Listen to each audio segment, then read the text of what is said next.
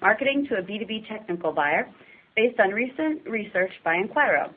I'm Ashley Peterson from Bridgman Communications, and I've worked closely with today's presenters, Gord Hotchkiss and Phil Manning, to develop this program. Gord has been active in the marketing and advertising industry for 25 years. He has extensive experience creating and implementing marketing strategies for businesses in all sectors. Since 1997, he has focused primarily on website design and online marketing. Gord serves as an expert in online marketing for both the Gerson-Lerman Group and the Roundtable Group. He serves as chairman of the Search Engine Marketing Professionals Organization Board and is co-chair of the Research and Membership Committees. He also writes regular columns on search strategies for Media Post and Search Engine Land publications, and also has his own blog, which is outofmygord.com. And from across the pond in the UK, we have Phil Manning. Phil is the Marketing Development Manager for both Kelly Search's US and UK operations, and has been with Kelly Search since its inception in 2001. Phil was responsible for migrating Kelly's from a print directory to the online database that it is today. So without further ado, I would like to hand it over to Phil. Thanks very much, Ashley, and welcome to everyone out there listening. There's about 200 of you, I think, who've got registered for this event this afternoon, so I hope you get a lot out of it. Let me just start by covering what we're going to look at during the webinar. Based obviously on this Enquiro research, we're going to be looking at defining what exactly a technical buyer is. We'll discuss what influences technical buyers throughout the purchasing process. We'll review what they're looking for on your own website. We'll discuss how to build your content arsenal to maintain the technical buyer's interest. And we'll talk about how to get technical buyers to put you on the top of their shortlist. So, to begin, let's just take a look at how Enquiro actually conducted this research into the 4 B2B purchasing personas, one of which is the technical buyer, and also the 4 phases in the purchasing cycle, which I'm sure many of you listening are already familiar with. So to start off with, how was this research conducted?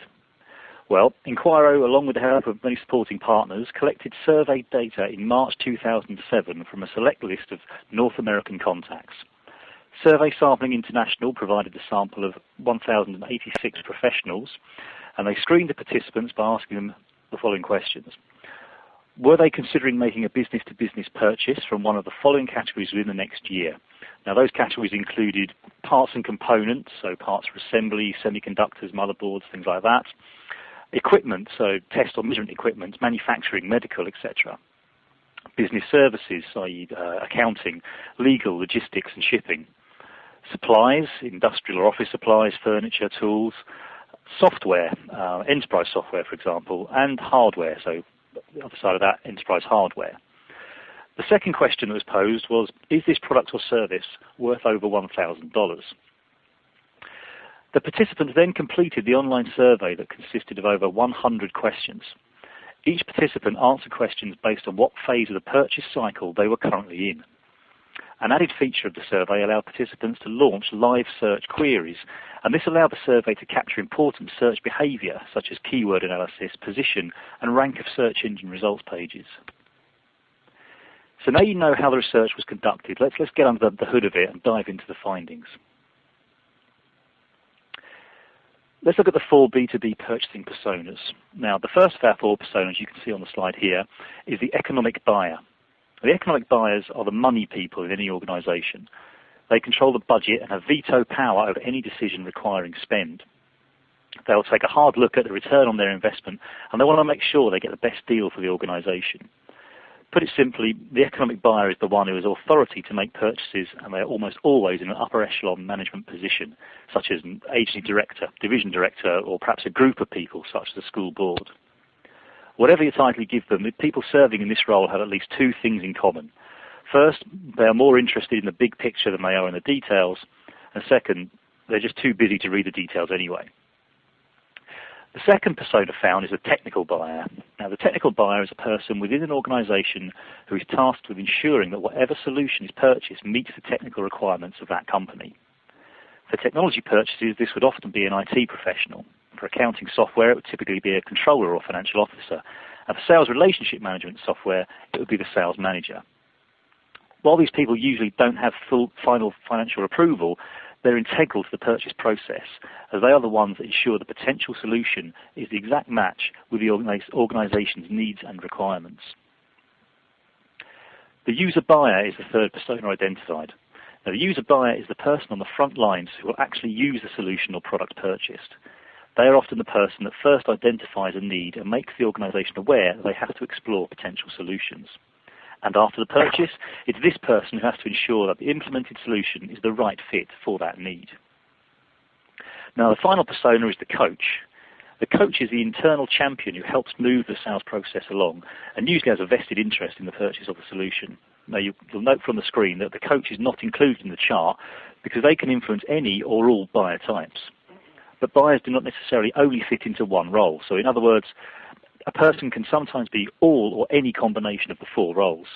However, they are never more than one role at any one point in time. However, in larger organizations, technical buyers can be groups of people, committees, or indeed even entire departments. Let's now look at the four phases of the purchasing cycle. The research looked at each phase of this cycle and determined online and offline influences. Now, the first phase is awareness. In this stage, the buyers learn about needs or opportunities and determine there's a pain that actually needs to be solved. The next stage is the research and consideration stage, and this is defined by information gathering, defining of requirements, vetting, screening different options, and creating a short list of possible solutions to that pain point. The third stage is the negotiation and vendor finalization stage. Here, purchasers review vendors' offerings before making recommendations, negotiating the best price, and finalizing specifics of final purchase. And the final stage is the purchase itself. And this is the stage where purchases are authorized and required paperwork is finally completed. Thanks, Phil. It's Gord Hotchkiss here. Thanks again to everyone who's joined us. Let's move forward into the next section, which is what the B2B technical buyers actually do during the research process or as they work their way through a purchase process. The one thing that we found in the research that was striking was how important online research was to this. Well over 90% of the people say they look online.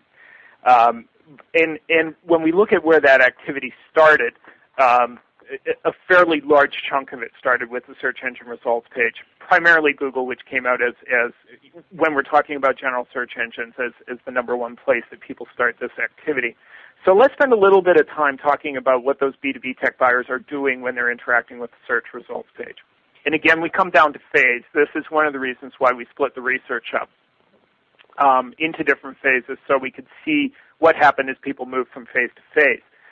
If they were in the information gathering mode where, they're earlier in the buying cycle, and this is particularly the sweet spot for tech buyers, that they're very engaged in gathering information, we found the likelihood to focus on the organic part of the results page. But as they move through the purchase phase, they tend to spend more time or start looking more at the sponsored listings, particularly at the top of the page. Now, Enquiro has done a lot of research in how people interact with the search results page, and we don't have time in this webinar to go into this with any great depth, but I think for the purpose of the points we'll be making, if we look at the top of the results page, including both the sponsor results and the top 3 or 4 organic results, as kind of the prime real estate, that will be sufficient for our purposes. So what we really want to do is look at how users interact with those top results, which they tend to break off into a set, and they kind of hop back and forth between those results to determine which result is the most relevant to what they were looking for. And probably the key to this is intent. This is where you really want to get in, get a deep understanding of what your prospect is looking for, in this case, the technical buyer, and what their intent is. Why did they go to the search engine in the first place? What are they hoping to find? Are they looking for information? Are they looking to gather information and pass it along to someone else? Are they even just looking to identify which brands or choices are the important ones? And at Enquiro, we do what we call a SERP SWOT. So to do a SERP SWOT is pretty much exactly what you would do in a typical SWOT analysis. You're looking for strengths, weaknesses, opportunities, and threats, specifically on the results page for your most important terms. So you're going to look at your analytics. you're going to go in and you're going to take a dive to say which terms are driving the majority of quality traffic to us. And then what you're going to want to do is put yourself in the mindset of your prospect and look at the search results page through their eyes, particularly with their intent in mind, and that's the key. Try to think, okay, why are they coming to the results page? How are they going to scan the results? And what's going to catch their eye? So you're going to want to make sure when you do that, how do you stack up against the other brands or the other vendors that are there? How are you going, if they're looking for information, how is your messaging going to catch their eye, maybe relative to a directory or a broader information site? And those are the things that you're going to want to look at on the SERP page itself, on the results page. Now, moving beyond that, what we're going to want to do is we're going to want to look at what happens when they click through there. So you're going to want to look at things like what the landing page experience was like. You're also going to want to kind of go back and forth. Interaction with the search results page is very much a back and forth thing. You go to the search results page, you click on a listing, you go through, see what the landing page looks like, and then you go back. So you're going to want to look at how things jump out from that search results page. This goes into things like messaging. It goes into relevance, what we call information sent. The majority of the scanning is going to happen above the fold. You're going to want to see the relevance of the sponsored listings to intent. And you're also going to want to take advantage of some of the information that the search engines fold up onto the page, things like news. So, your media releases and that. You're going to want to make sure that those things are optimized. And then, let's just spend a little bit of time with the title tag, because that's probably the most important thing. That's what's going to show is the blue hyperlink on the results page. And you're going to want to take advantage of something we call hit bolding. Those are the query that the user used, and it's generally bolded in almost every search engine. And as a user, that's what we use to determine relevance. That's where we look for information sent. So you're going to want to look at those and make sure your information sent is jumping off the results page. Now, let's just look a little bit at scanning behavior. And this kind of gets to what I was talking about with this prime real estate. And you're going to see from heat maps here that we've done with previous studies that where that prime real estate is. In the first example, it's what we call Google's golden triangle. And generally that goes down to the bottom of the fold. Now, when we compare that to the F-scan pattern on the other side, you're going to see that the scan is vertical down, and then if it finds something of interest, it's horizontal across. So you're going to want to look at that and say, okay, here's how that scanning activity happens. This is why hit bolding is so important. That vertical scan down is looking for those bolded queries to jump out. Now, the other thing you're going to want to do is you'll notice by the red line that occurs almost close to halfway down the page. That's the bottom of the fold for most typical screen resolutions. And you're going to see in both cases how the scanning drops off below that. If you're not above the fold in an organic listing, you're going to want to consider doing something on the sponsored side to kind of build up your presence in that golden triangle real estate. You're going to want to make sure, if you can't get there organically, that you consider getting there with some sponsored presence. Now, the question always comes up, well, what about top sponsored versus the ones that appear on the right-hand side of the page? As you can see from these eye scanning, people are looking there, but it's an afterthought. They're going to start at the top of the page and work their way down. So the question you have to ask yourself is it more important to me to get that first impression, to get that first look, understanding that you will get more tire kickers when that happens, or is it more important for me to really carefully watch my ROI and move over onto the right rail? Your traffic click-through volumes are going to drop dramatically, but probably what you're going to find is your conversion rates jumping up quite a bit. If you are using sponsored listings, please always keep in mind it's all about intent.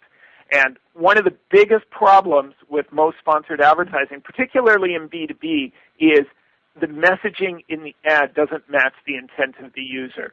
They're trying to push people too far down the buying cycle. They're not providing them what they're looking for, which is generally information.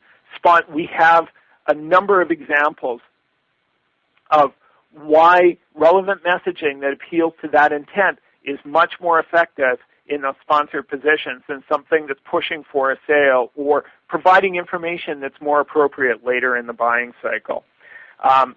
Remember that according to Knowledge Storm, technical buyers need more than 2 touch points with a vendor to even make a decision. So this is all about relationship building. This is all about dating the prospect rather than marrying them right off the bat. One more point in this, you'll notice that with most engines, Google specifically, that golden triangle certainly encompasses the areas where they generally show some news results if they're appropriate. So you're going to want to make sure you optimize those things and try to make sure that they're coming up in that prime real estate. You're taking every opportunity to maximize that real estate because it is so important. And then, follow the click streams from those to make sure that once they click through from the search results page, they're finding what they're looking for. The single biggest lift you can give to any campaign is what happens on the landing page, what happens when you get their site. Remember, consideration is a typical behavior. They're going to be bouncing back and forth between vendor sites. Don't try to fight that, but try to facilitate that. Try to provide the information on your landing page that's going to help them gather the information they want quicker and provide clear paths to that information. You're going to want to think about this in the terms of the user and think, okay, if they're going to be gathering all this information anyway, what can I do as a vendor to facilitate that rather than fight it?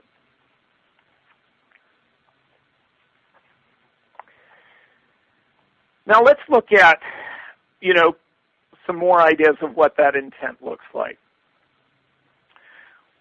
When B2B technical buyers are going forward, what they're looking for is, in a lot of cases, they're looking for white papers or information that can be passed along to colleagues. And this is critical and universal behavior. Technical buyers are not the ones that are in this to spend a lot of time looking for information and listening to podcasts and going through webinars. Those things have their place. But generally speaking, when we're looking at that B2B technical buyer, they want to get in, they want to gather the information, they want to gather it in a random access method rather than a linear method, and they want to pull this information together. So the kind of information you want to hit them is white papers, case studies, literature, industry articles, analyst reports. One of the really great things is comparison matrices, being able to compare the options they're looking at in one place. Some other things that were noted as really strong influencers in this is, there was a tremendous amount of time spent with the vendor websites. The B2B market space is a very fragmented space, and vendors have responded to this by understanding that they really need to provide deep information. So you're seeing more and more vendors providing white papers and general background information, and this is a tremendous influencing factor to these buyers. This is exactly the type of stuff that they're looking for. And, as they work their way through the phases, this was the one thing that was consistent all the way across. They're bouncing back and forth between vendor sites. And, we've got a little picture here, and this refers to something we call peeling the onion. When you're putting your information on a website, you want to think layers. You want to think, okay, how do I catch the attention of someone who's got limited time and a limited attention span? How do I reinforce to them that this is the information that they're looking for? But as they work their way through the buying process, they're going to want to take a deeper and deeper dive into that information. Early in the process, all they want to do is consider their purchase and say, yes, this is relevant to what I'm looking for. It matches my budget. It matches my qualification criteria. But as they get into considering your product specifically against possibly one or two alternatives, they're going to want to take a much deeper dive. They're going to want to look more into, the features, the requirements, customer support, implementation. They're going to want a lot of information. So make sure that they can access that information, because one of the things that's most frustrating to a B2B technical buyer is leaving them hanging on the website. These are not people that are probably, in a lot of cases, ready to initiate contact with the vendor. They want to do their homework first and be fully prepared before they initiate contact with the vendor. So don't leave them hanging. Let them do the research they're looking for. And I think when we look at this, this is where we can really maximize this behavior that we've noted almost universally in B2B buyers. Phil, I think that wraps it up for this section, so I'll pass it back over to you. Okay, that's great. Thanks, Gord. So the next thing we're going to look at now is the importance of SEO and a company's website. And one thing that's certainly clear from the research that Gord's been discussing is that a company's website and the search engine optimization are two really critical tools for connecting with B2B technical buyers. So let's look at how you can capitalize on these tendencies. In terms of the search engine optimization, you'll want to create an online buzz. Now, in addition to improving your SEO, this also engages prospects with your website, makes it a kind of welcome place for them to come back to and to revisit. If you think of it as an industry-specific web-based information community, if you like, where people want to come and learn information and get the information they want from you. And there are quite a few ways that you can create this online buzz. The first one is testimonials, an old-fashioned way of doing it, if you like, really giving people access to positive feedback about what you've done and what you can do for this new buyer who's coming in to look at your details and your products. Second thing is relevant and worthwhile content and making sure that it's regularly updated.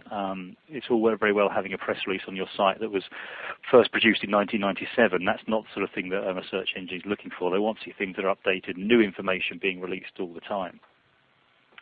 Word of mouth or blogs. Obviously, a lot of information is passed around the online community through blogs these days. If you can get a sort of a two-way discussion going between yourself and your customers or potential customers, then they're going to be more receptive to what you have to offer. Video, perhaps again, as Gord was alluding to earlier, is not perhaps so relevant for a B2B technical buyer, but if something like an online video or film footage of a demonstration of what your product can do, for example, would be of great interest to a potential buyer to see, is this exactly the sort of thing I'm looking for? Similarly, podcasts and webinars are not specifically targeted to a technical buyer, but a great way of actually showing to a potential audience what it is that you and your business can do. And if you've got that type of content on your site, it is far more attractive. An interactive website that just encourages collaboration and creates this user community, which kind of touches on the blog aspect, if you like, just making people want to go there and interact with you and other customers potentially of yours. Now, leveraging your distributor's website can also be a quite simple way to improve your SEO, but because basically the more links linking back to you, the better the SEO. If you consider some of the same tactics you use for your own site and just offer the same high-quality content to them by providing press releases, testimonials to them, etc. Offer to do joint events such as these webinars or link to the distributor's site and ask them to link back to yours. It's very simple, but should be a very effective way of improving SEO. So, the company's website. We said the technical buyer is interested in your website, but what exactly do you need to provide to give them what they're looking for and to keep them coming back? Well, it's all in the research, really. Content-wise, the B2B technical buyers were asked to rate the types from 1 to 7, 7 being the most helpful and influential of the information, the types of information they wanted to rank that information. And the results are there on the screen, so just to pick out a few highlights. So, rank highly was comparisons. So I think, again, Gord mentioned earlier, cost comparisons of what you can do compared to other potential suppliers. Downloadable information, like PDF files of what you actually have and can offer. Product information, obviously key to what a buyer needs to know. Have you got the product that meets their need?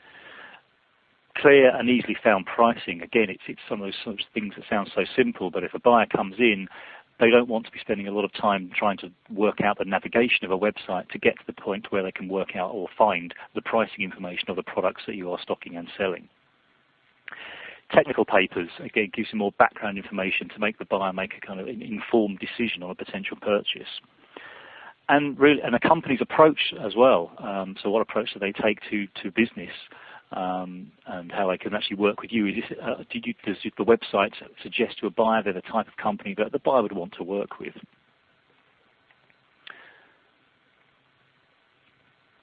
For something larger, just sort of kind of taking it one step further from just the company's own website. So for a particular event or a new product launch, what you can do is leverage the interest in your own site by creating what we call a microsite.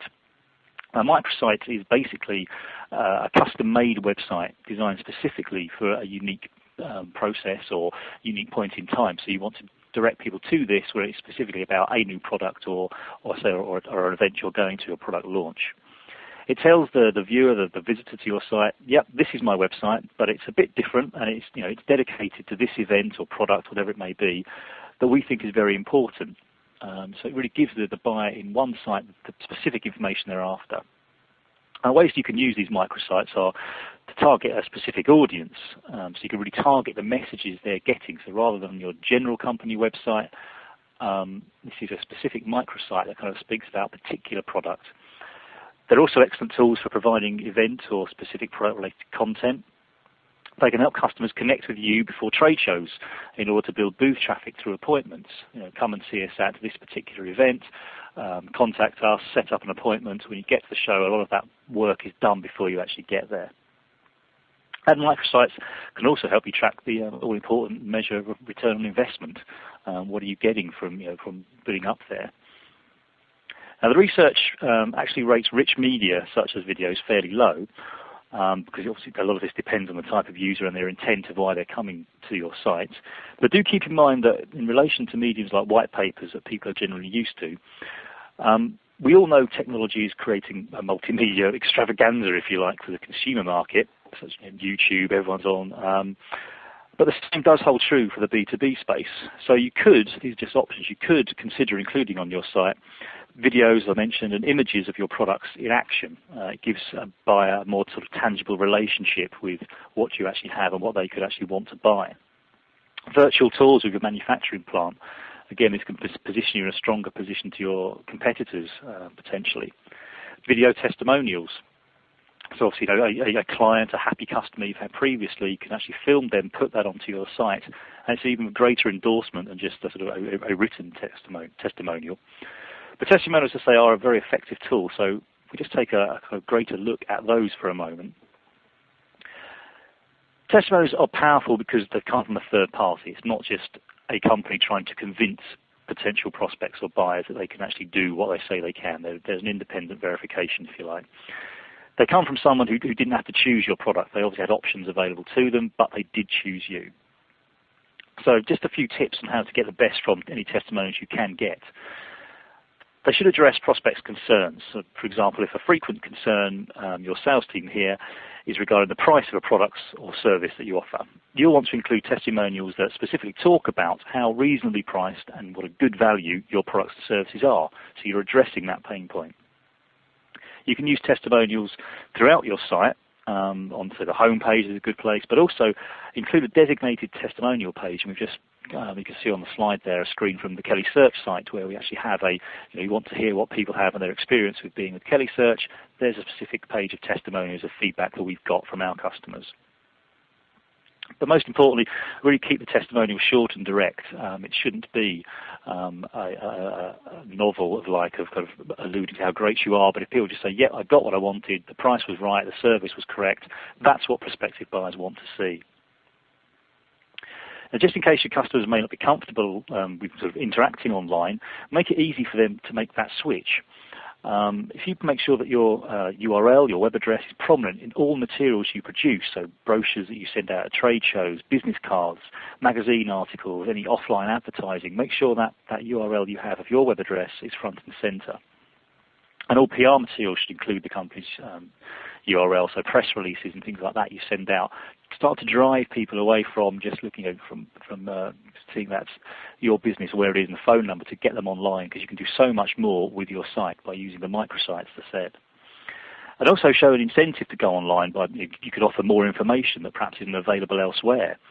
The benefit to you is that online communications and information sharing does tend to be considerably less expensive than offline marketing like direct mail, and can actually be a lot more targeted. Thanks, Phil.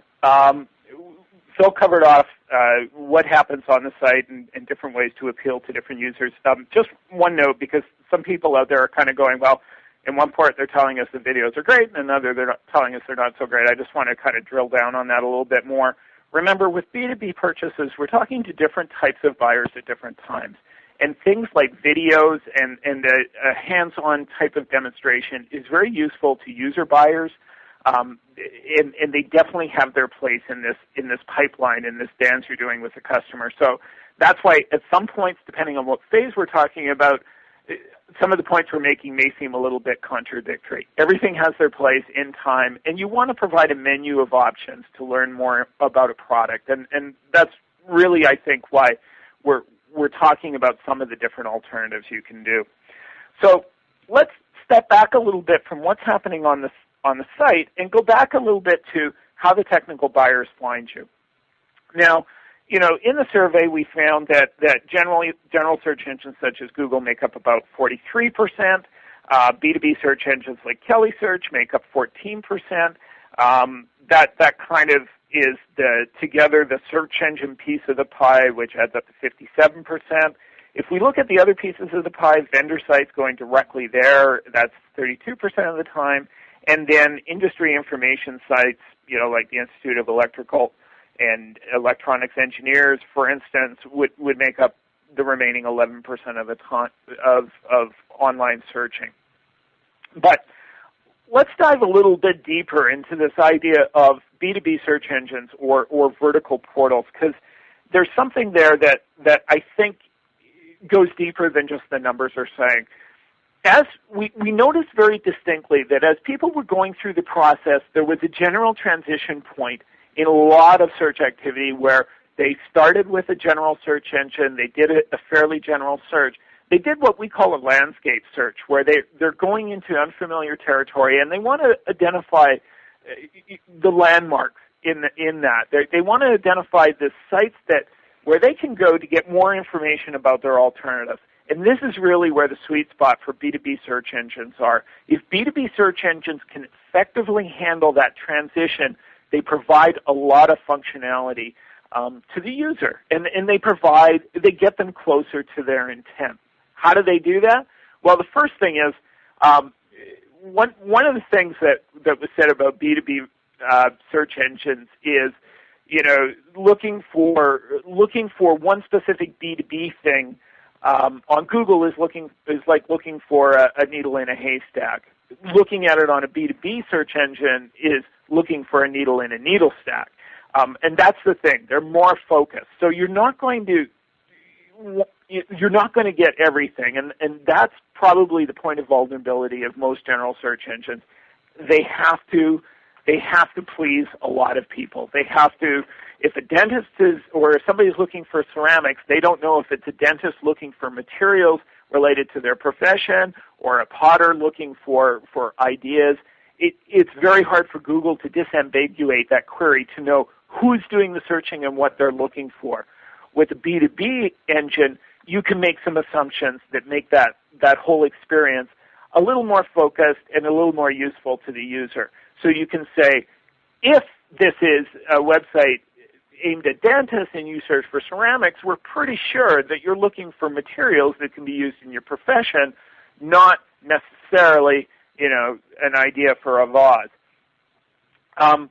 One of the other things that I think comes with B2B is just you can build out the functionality of a B2B search engine specific to the types of searches that are being done there. So you can introduce tools that Google or Yahoo or Microsoft just couldn't introduce because, again, you can make that assumption of who's using the tool and what their intent is. So you can introduce filtering tools and you can introduce search tools that are more aligned with the intent of the user. It's more aligned with their workflow. You can look at the types of things they're trying to accomplish, and you can build the structure of the search engine to help them facilitate that. So I think that's another advantage that Kelly Search and other B2B search engines can bring, is saying, we know what you're trying to look for, we know the types of searches you're going to do, so we can make that easier. The other thing is they can fold in different types of content. They can blend in, information from different sites and make that information source richer, again, because they have the advantage of knowing their target market just by the concept of focus. And that's why I think when a B2B search engine does a particularly good job of bringing these things together, they better meet what the searcher is looking for. Just some numbers that kind of reinforce that. A 2006 study by Outsell reported that almost 32% of business users didn't get the results they were looking for when they were researching topics on major search engines. Other studies have shown that only 11% of general search engine users will always find what they're looking for on their first search attempt, and only 43% will even find it after several attempts. Less than a quarter of users find that their query is always understood on a general search engine. Those odds go up dramatically when we start focusing and limiting the scope of our subject area. The other thing I think that is an advantage with vertical search engines is the indexing can be more specific. Again, the spiders, the indexing of Google needs to cover everything because they're not exactly sure what you're going to be looking for. But as B2B engines get to know more about the types of things that their target generally looks for, then they can specifically go out and start indexing that kind of content and bringing it in. We had talked about workflow. 90% of professionals believe that vertical search engines offer relevant content more so than a general search engine would. They say that they can locate content more quickly on vertical search engines, and that 85% of them believe that vertical search engines offer access to content that wouldn't even be indexed by popular search engines. So, when we look at the place of B2B vertical in this workflow, there's a very sweet spot for B2B verticals. We call it market enablers. And when you understand how people are doing when they're going in, they want to compare different alternatives, and they want to use a property that allows them as a navigation hub to branch off to different types of vendors, that's what B2B search engines do. In the business, it's called pogo sticking. It's going to an engine, finding a vendor, clicking through to the vendor site, taking a look, then clicking back to that search results page, clicking through to another vendor. And this is typical behavior. It's going to happen. What a B2B search engine allows to happen is a navigation hub, brings the vendors together based on criteria you've set, filters you may have set, parameters that are important to you. It kind of consolidates it down into a short list of potential candidates, and then you use that to pogo stick out and check the vendors out. There's another place where B2B vertical engines play a big role, and that's in the negotiation phase. When you think about what's happening, you're kind of going back and forth, maybe between 2 or 3 vendors, and you're looking for specific information. You're building your case to negotiate more effectively. So, quite often you're going to be looking for specific product details. So you're going to say, okay, the alternative has this feature, you don't have this feature, what can we do about that? Or the customer support for the alternative is stronger. That's very navigational type behavior. And again, B2B search engines that allow you to build a consideration set and kind of shortlist it down to the candidates you're most interested in plays a critical role in that phase, as it allows you to kind of bounce back and forth during the negotiation phase.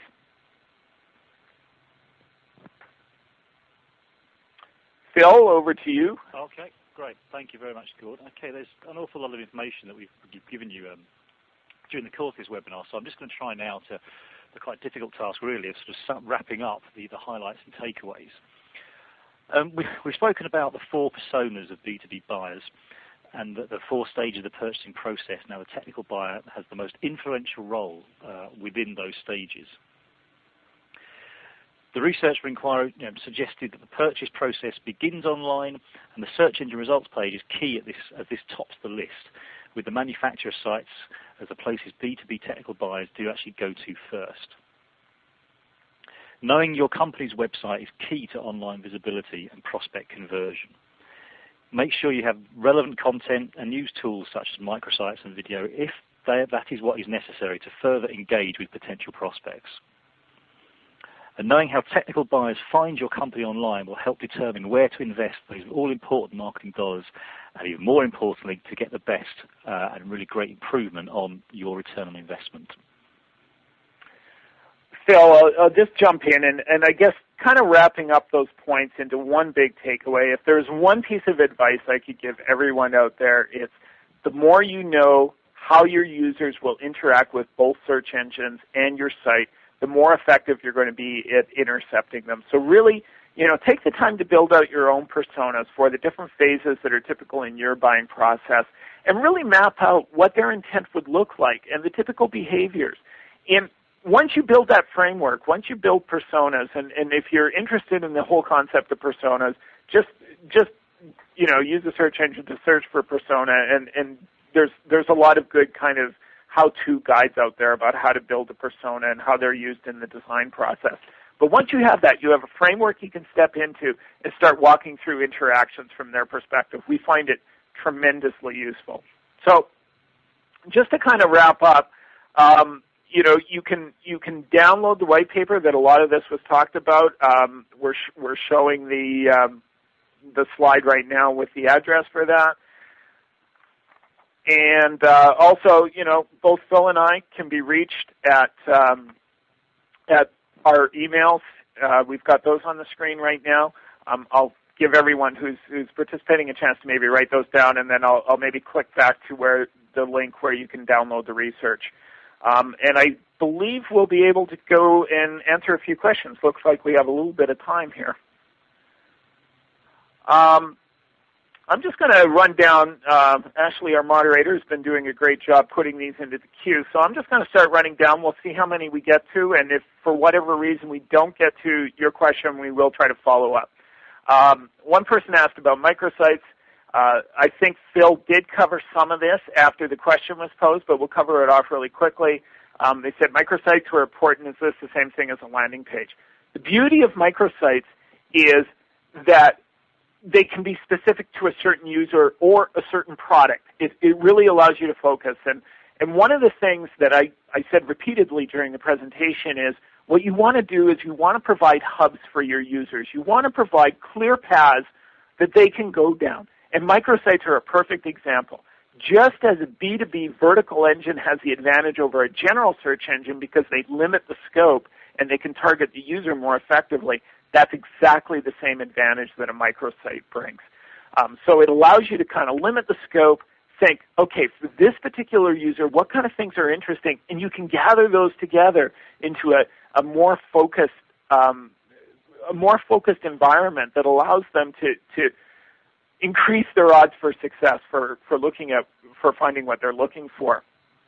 The second follow-up part to that question was, are there any sites out there that can help you develop a microsite if you don't have the internal resources for it? Well, I suppose there's always web design firms, and there are some that are familiar with doing microsites. But the way this is posed, it kind of makes me think, is there kind of a click-and-build solution? And really, I don't think I could recommend this.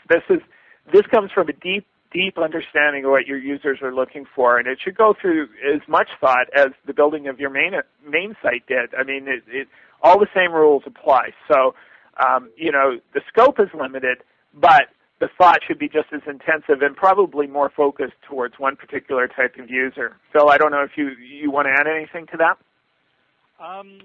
I think, you've covered it quite comprehensively there, Gord, really. But I think it is a case of, what do people want? Having a clear objective of what they want from their sites and who they get to build it. There are many options out there. But just really to touch on the first point you made, that these can be very, very important. It's the balance, really, I feel, is between having a multitude of microsites that kind of take the emphasis away from your main site, these should be used very much in conjunction with a specific product launch, as I said in the presentation, or perhaps a particular event that you can direct in your promotions to take people through to, rather than saying there's suddenly a series of microsites or series of landing pages related to every product you do. It's a case of this is something you really want to push and communicate to a potential prospect. And just one final note on microsites. Quite often what we do is we do what we call product clustering, where we look at one particular user and we say, okay, when somebody buys a product, when this particular type of buyer buys a product, and let's say you have a fairly broad selection of products that are available, by looking in your sales records, you're going to see where the natural connections with other products in your list or your catalog occur. And the microsite gives you the opportunities to kind of cluster those. One thing in a lot of the research that's been done is impulse buying is almost always triggered by somebody who's browsing within a category. They're looking for one specific thing, but if you can provide them alternatives, then they start saying, oh yeah, I need this as well, or if I'm buying this, it's natural I'm going to buy this as well. It's suggestive selling. It's the same thing that Amazon does with collaborative filtering. And this can be really powerfully implemented and executed through a microsite. And this is more than just the simple database query where you put, if you're searching for one particular tool and there's variations of the tool, you do the may we suggest. This is actually looking at product clusters that may not be necessarily related as far as the description of the product, but they're related in the eyes of the user. When you need one, you typically need the other. And again, that's a perfect implementation opportunity for microsites. Going to another question, how does the eye tracking study vary when Google local listings are shown? One thing we've done, and we've done a number of eye tracking studies now, relevant information and information set are the keys to any type of search activity. So, and you can only know what information set will pique people's interest when you know what their intent is. You need to get into their head and figure out, okay, here's the query you use, but what do you really mean? What do you mean by that query? And when you do that, then you can start knowing what types of things on the search results page are going to attract their attention. And if you do a fairly good job of determining that query may be local in nature, they may be looking for a local distributor or a local manufacturer, then absolutely local results are going to catch their attention. They're going to zero right in on them. We are very good as humans. We have become very good at determining where on a page the information is that's relevant to our intent. There are certain rules, and these come up over and over in usability testing. There are certain rules that you want to apply to make that process easier. But generally, we can, in a very few seconds, determine where information sent is. But, and this is true not only on the search results page, but also on your website, make that easier for them. Remember, people may be good at finding information sent, but you don't want to go out of your way to make it more difficult to them. And, a blue hyperlink is what we've been conditioned to look for to find information sent. So remember, that's a conditioned behavior. When we're looking, we're tending to look for blue hyperlinks because that's what we've been conditioned to know. It generally leads us down the path we're looking for. So don't get too fancy. Don't embed calls to action in big graphic blocks. We tend to look at big graphic blocks and then move on and ignore them. Make sure that there's there's calls to action under the text that's relevant to the product they're looking for. Somebody asked us what the percentage split of the personas is. In the white paper that's outlined, I don't have the numbers in front of me, but I know just off the top of my head that the biggest slices we had were both the technical buyers and the economic buyers. The coach buyers was a relatively small slice. The user buyers kind of came in somewhere in the middle. So when we looked at what the percentage split was, I think the two biggest segments were technical buyers and economic buyers. I believe economic buyers was the biggest overall segment. I think that's a good point there, Gord, just to see that on the screen there, we've got obviously the link there where hopefully the people who've listened into this and found it interesting can obviously get the entire white paper research and download it from the Enquiro search site. So if people do want to find out more, it is available to download. Somebody asked us to go over what SWOT means again. Once again, that's not specific to this study. That's strengths, weaknesses, opportunities, and threats. It's a typical framework to compare you against your competition. The one key thing I will say about a SWOT is it is always done from your customer's perspective, not your perspective. So the things that you may think are threats or opportunities may not be the same thing your customers think are threats and opportunities. So always make sure that you're doing this, again, a reason to build your personas. Always do this from your customer's perspective, not your perspective. And you will be amazed when you go through this process. Your competition won't always be the competition you thought it was. Especially on a search results page, things may be catching people's attention and siphoning off attention from your site that you would have never anticipated. Phil, did you have anything else you wanted to add to that?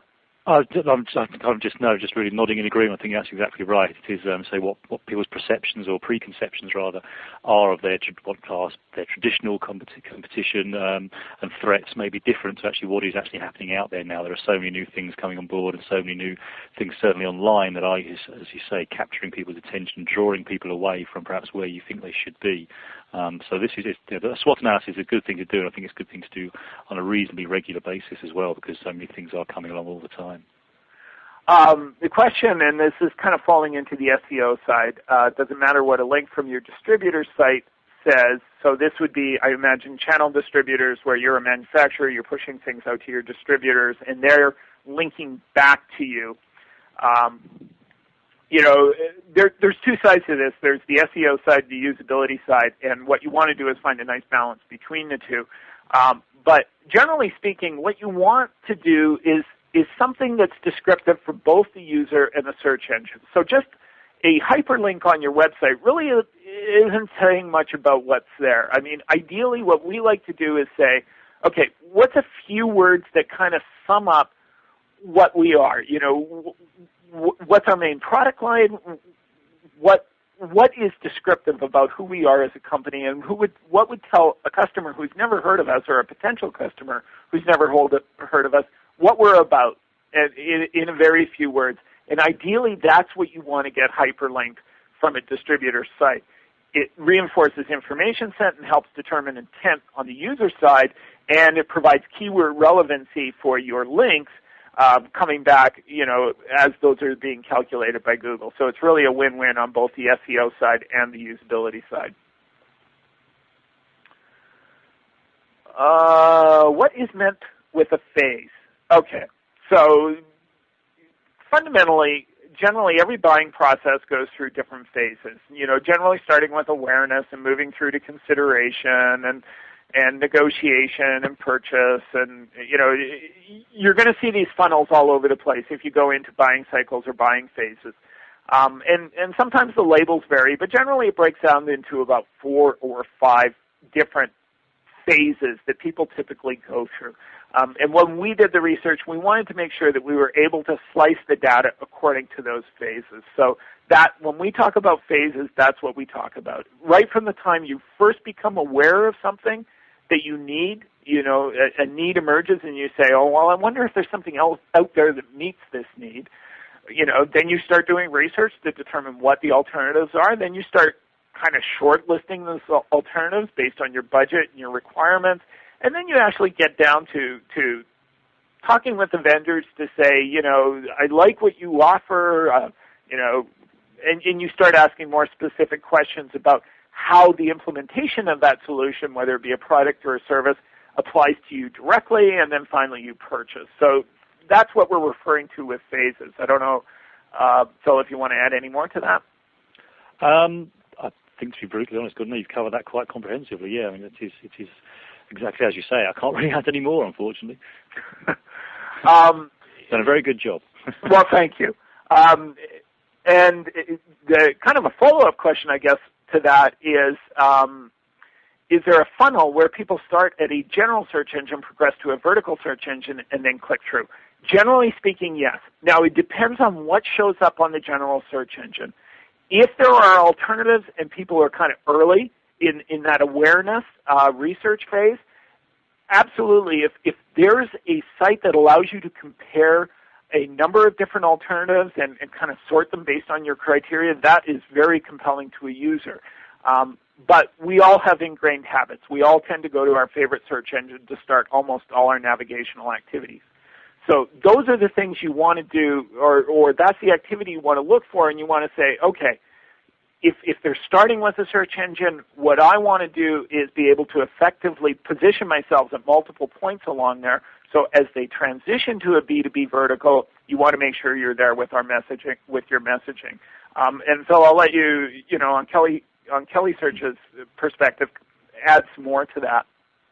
Absolutely, yeah. I think from coming through from the difference was highlighted in the presentation in terms of what a B2B search engine, and just on a side note, a question we've had in is an example of a B2B search engine. Well, obviously I have a vested interest to say kellysearch.com, and what that is, it is purely, it is not the general information that people are looking for. It is not people browsing and just typing into a general search engine anything that could give back results from anywhere online. The beauty and sort of the targeted nature of a B2B search engine is exactly that. It is only B2B information that you're going to be getting back. And so this really does, for those companies listed on there, they know the people using that site or our site are there because they want to get the information from them. And from the users, they know the people on there are only going to come, that the results they get are only going to be kind of people able to supply what it is they're looking for. I mean, the example in the presentation was for related to dentists and ceramics, I think. If you think about other things, an example we use is pumps. If someone types in pumps on a general search engine, they can get results back for sneakers, for training shoes, rather than a manufacturing plastic pump, which if you do a search on Kelly Search for pumps, that's the type of companies or headings classifications that will come back. So it really saves a lot of time and does a lot of the filtering for users already, and gives them a lot more sort of sophisticated level of answer to what their query is that you wouldn't get from a general search engine. And Phil, I think it's probably safest if you kind of handle this follow-up question too. Please give a few examples of B2B search engines by name, perhaps. Well, as I say, yes, as I just say, I alluded to, I said the one I obviously would suggest is kellysearch.com without wanting to kind of give away. There are others out there, obviously. That we have running. So kellysearch.com is my main one. We also have this B2B search engine such as GlobalSpec, ThomasNet, those kind of people who've been around for a while. But obviously, I think Kelly Search would be the best one to look at. Ashley, I know you're out there somewhere. I'm showing by my clock that we're kind of top of the hour. Did we want to wrap this up? Yes. Yes, I would say we've hit our time. There are a couple questions that we did not get to today, but we have email addresses for everybody so we can respond to you directly, which we will do in the next week. Either Gord or Phil will email you. So I think that ends today's webinar. Thank you, everybody, for participating, and many thanks to Gord and Phil for your information. Very helpful. Thank you. Thank you all.